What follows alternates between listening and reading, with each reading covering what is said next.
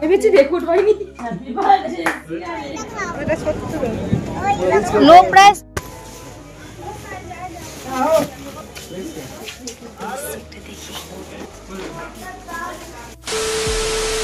আজকে হচ্ছে রিকের বার্থডে। রাত্রি 12টার সময় ওকে উইশ করেছিলাম, কিন্তু কেক কাটিনি, কারণ কালকে মার্কেট এখানে বন্ধ হয়ে গেছিলো 8টার সময়। আর তোমার হচ্ছে আজকে তো সাইট সিন করতে গেছিলাম, 10টা পয়েন্ট ঘুরতে গেছিলাম।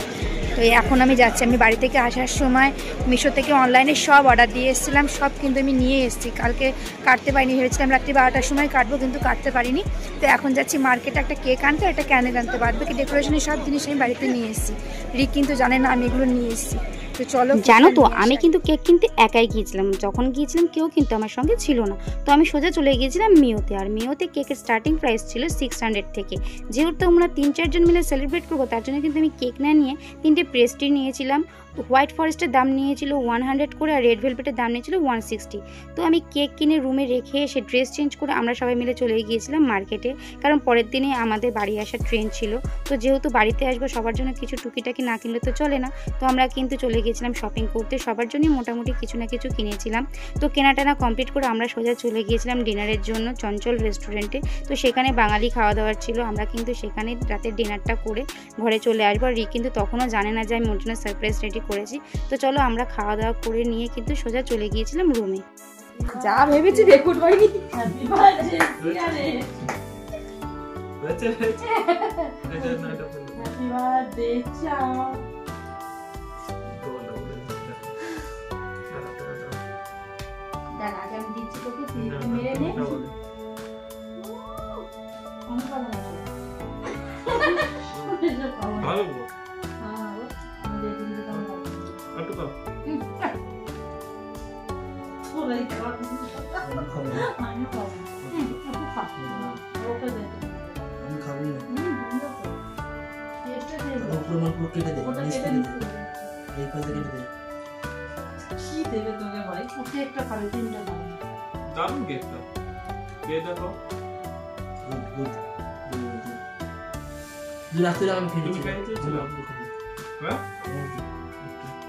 তুমি দিয়েছিলে মুখে?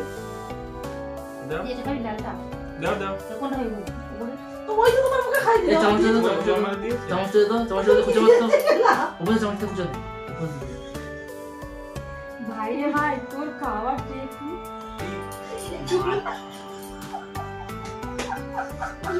এ দিলো না খাও না। খাবা না এটা? খাবা না একটু? তোমার খাওয়া লাগে? এই পিসটা খাবে না কি?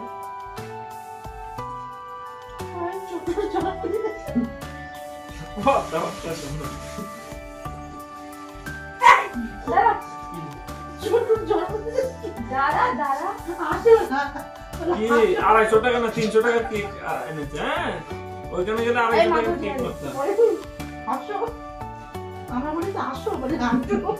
দেখো তো খালি কথা কথা ভুল হচ্ছে।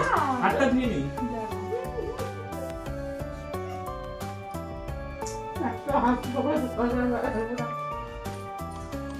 কেকটা ভালো কেক খেলো না। আর খাবো না। বাক্সটা তো ছিটে ডাস্টবিনে ফেলে দিয়েছি।